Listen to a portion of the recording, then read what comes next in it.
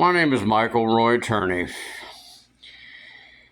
and I want to speak to you about this new movement coming out of Washington, D.C., and take a frame of mind to not think of which party's pushing this. But we've been down this road before, and what it's all about is the same thing that they promised before. That if we, Americans, are willing to give up our individual rights, our government will promise and keep us secure and safe. It's a promise that can't be kept and won't be kept.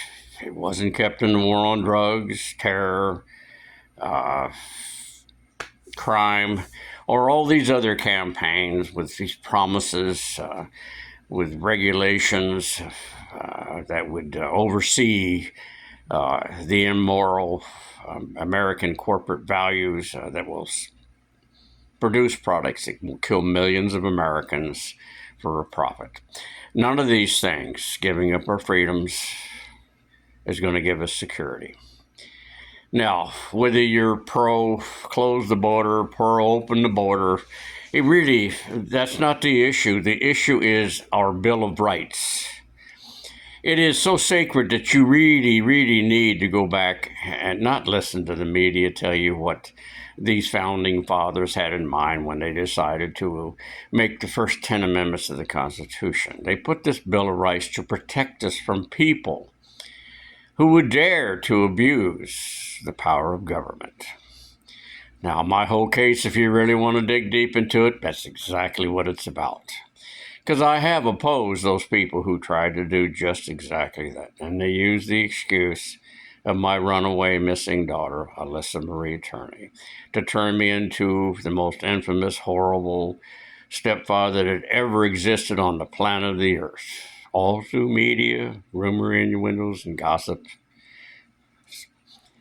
So what should we really do about it? What can we do about it?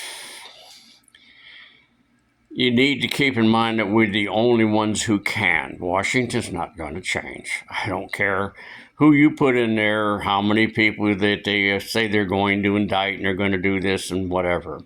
The root of all evil in that Washington, D.C. still remains to this day the biggest lie ever told by a politician and promoted and escalated by the media is that campaign finance money contributions is not bribery.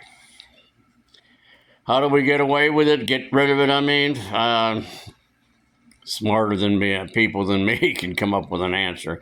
But what I can tell you is that this border situation is just another promise of security if we give up our freedoms. Yes, we do have serious problems with immigration, no doubt on that.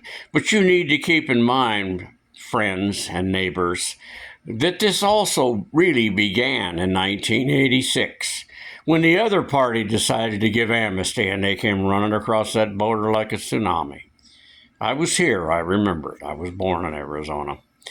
And I have tried my best, and I thought I was actually being successful when I really didn't know that eventually they were going to do what they did to me.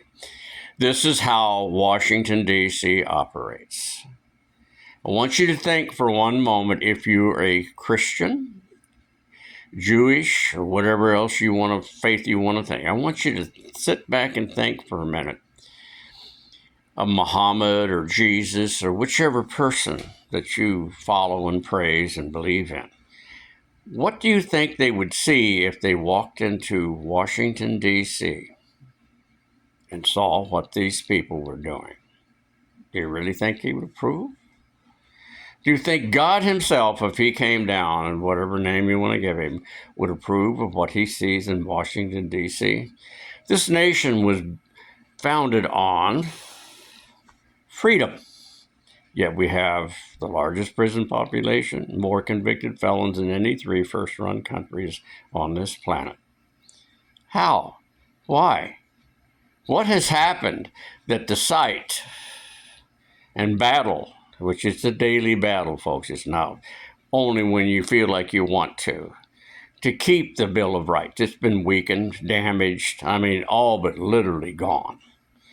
to where our courts are compromised by political rivalries. But once again, we're facing this. The battle between Washington, D.C. and the American people over their Bill of Rights to protect us from abusive government. I don't have the answers. I wish I did. I mean, I thought I did at one time when I was younger. But I overlooked the fact that people as a whole, it seems like they prefer to be entertained than taught. They prefer to live out the emotions of someone else without having to face the dangers involved in that. And they really do like rumors, innuendos, and lies. Now, for those of you who didn't follow my trial, one good man named Sam Myers saw through all of this trash and garbage, and I could feel it. He was really upset. He really was. You could feel it inside.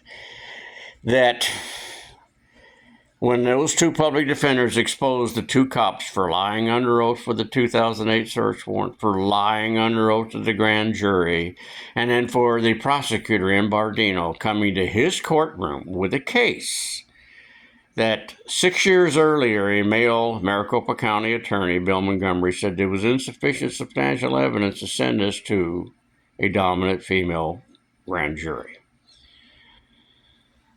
And they're going to try and hoodwink, or as Sarah says, gaslight this judge into sending a citizen to jail based on nothing but media, rumors, innuendos, and two liar cops, and who convinced his own daughter, youngest daughter, to lie. And that judge, and I'll guarantee you, we can't get into his mind. He's professional. He won't do that. He made his decision, folks, clearly based on his want and desire to do his duty as a judge to protect the Constitution and preserve it, as well as the faith and trust in the bench that he occupies in his courtroom. No other reason. That's why this man ought to be put up for the Citizens Award for bravery. He should also be put on our Supreme Court to replace Susan R. Bolton, if nothing else, because of her emotional instability, as well as we had when we had Alistair Adele as the first Maricopa County attorney that started and allowed all this to reach a courtroom. It should have never been there. But that's my plight. Right now, I'm old, won't be around much longer, but you better wake up about this new border crisis that, again, is a promise of security if you'll give up your freedoms. It's a hard task. It's not easy to do what President Donald Trump's trying to do, but you really do not want any government person, no matter what you think or they think their good intentions, to take away your Bill of Rights. Because we'll just fall right back into the same rut every damn empire has ever fallen into. And the very reason why those founding fathers had the guts to do what nobody else had ever done when it come to Magna Carta, to include inalienable, godly endowed rights. You have a good one.